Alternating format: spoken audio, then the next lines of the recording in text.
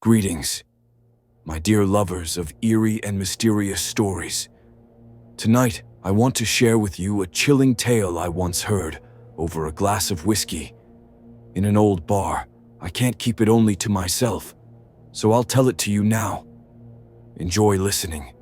I never believed in the supernatural, but what happened to me last year still keeps me awake at night. I was renting an apartment in an old American house. Creaky wooden floors, peeling wallpaper, thin walls, strange drafts. You could even hear the neighbors breathing through the floorboards. Everything was fine, until a family moved into the basement apartment right below me. At first, it was just a young couple with a little boy. I saw them a few times near the house. They looked completely ordinary, except for one thing: their clothes. They were dressed as if it was still the 1960s. Clothes I had only seen in old movies, but I didn't think much of it then. One night, I woke up to a strange sound. Scratching, as if claws were dragging across the floorboards, long, sharp, tearing through the wood. I thought maybe repairs, but the clock showed 3 a.m. The sound came almost every night, and then the footsteps began. Slow, heavy, dragging steps, moving through my bedroom. The problem is, I had carpet, yet they sounded like bare feet, walking on wooden planks.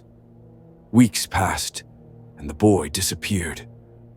The parents were still around, but they looked hollow, empty-eyed. Whenever I tried to greet them, they turned away. At night, the scratching grew louder, and then came the whispers. Muffled, distant voices, as if someone was speaking from directly beneath my bed. Don't let him out. Soon. One evening, I went downstairs to confront them. The wife opened the door. Her skin was pale, eyes bloodshot, as if she hadn't slept in days. And from inside came a sharp smell of burning. I began to mention the noises, and then I saw it. Something moved behind her. A shadow, tall, thin, enormous, looming over her, filling the room. Its movements were jerky, twisted, like a puppet tangled in strings. I froze, unable to breathe. The wife followed my gaze and realized I saw it too. Her face twisted in terror. Her hands shook. Go, just go. And she slammed the door shut. Days later, the family was gone. No parents, no child, but the sounds never stopped. When I asked the neighbors about them, they looked confused.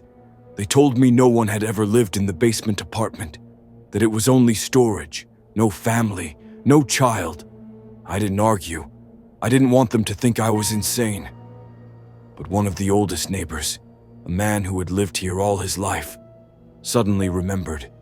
He said that long ago, in the late 1960s, a fire had started in the basement and someone died there. A story passed down from a woman who had lived here long ago, before she too passed away. Yet the noises didn't stop.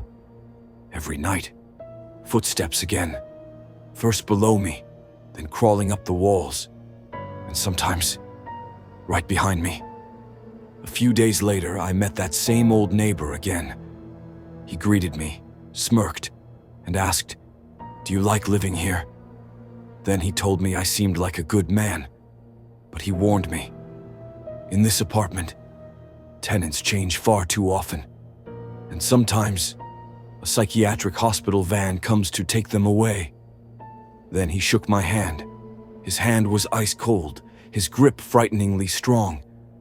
And quietly he whispered, "See you soon." Last week, I woke up to scratching again, this time coming from my own floor. I turned on the light. Fresh gouges cut deep into the boards. They hadn't been there before. Now I sleep with the lights on. But light doesn't always help. Sometimes I hear breathing right beside my bed, and every time I turn around, there's no one there. But if you listen carefully, you can hear a child's voice whispering from below. We're still here. Now I dream only of leaving this place, as far away as possible, and never again moving into houses like this.